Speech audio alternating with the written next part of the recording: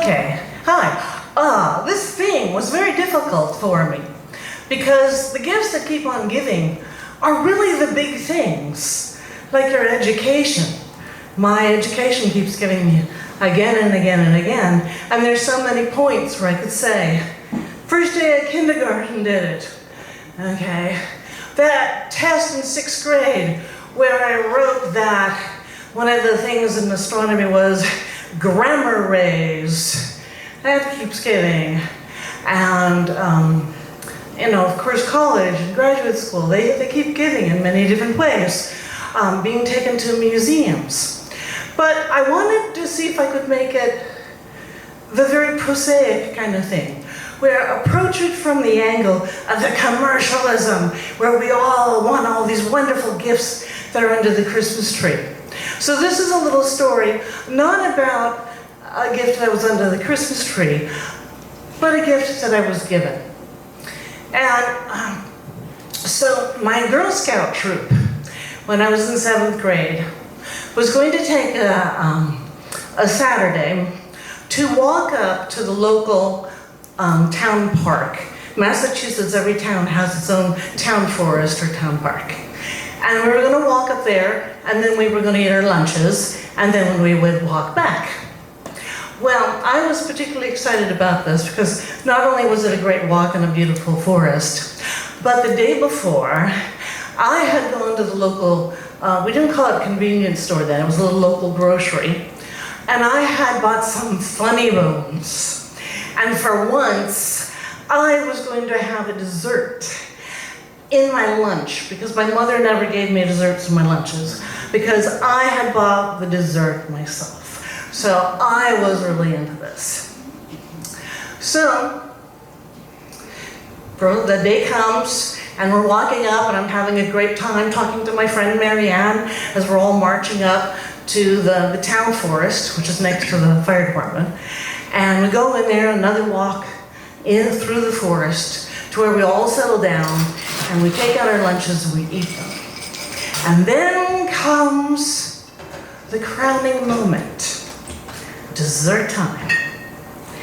And I reach into my bag where I've stuffed all my trash back in there, and I'm rooting around, and my dessert is not there. And I don't know how this can be, but my dessert is not there. So I was really disappointed. And my friend Marianne also she had a dessert. She had Hostess cupcakes. And I don't know if you know, but Hostess cupcakes always come with 2. Like Funny Bones always come with 2. And she opened up her cupcakes and she gave me one. And no one had really ever done that for me before. And I said, "Are you sure you want to give this to me? Because then you only have one." And she said, "Yeah, I have one, and now you have one."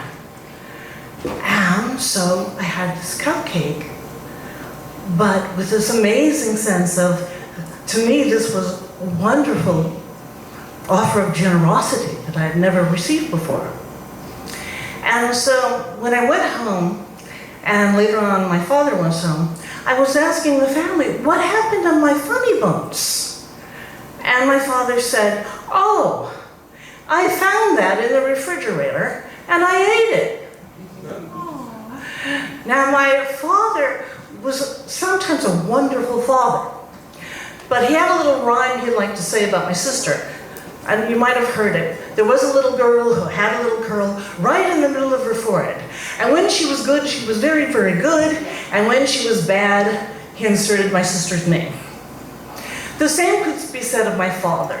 When he was not being a good father, he was not a great father. He drank, he would be condescending, he would sneer at you, he would yell at you. It was not nice.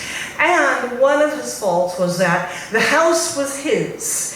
Everything in it was his. Everything had to be his way. And his excuse for eating my Funny Bones that I had bought out of my meager allowance was that it's his. So, through my life, there are oftentimes I look at things pessimistically. But when I do, I have that moment to remember where my friend gave me her cupcake. that always, in the middle of all these memories, I might be sour, there is always a point where, yes, there's something lovely. There's something of great generosity of spirit. And it's because she gave me a cupcake. Thank you.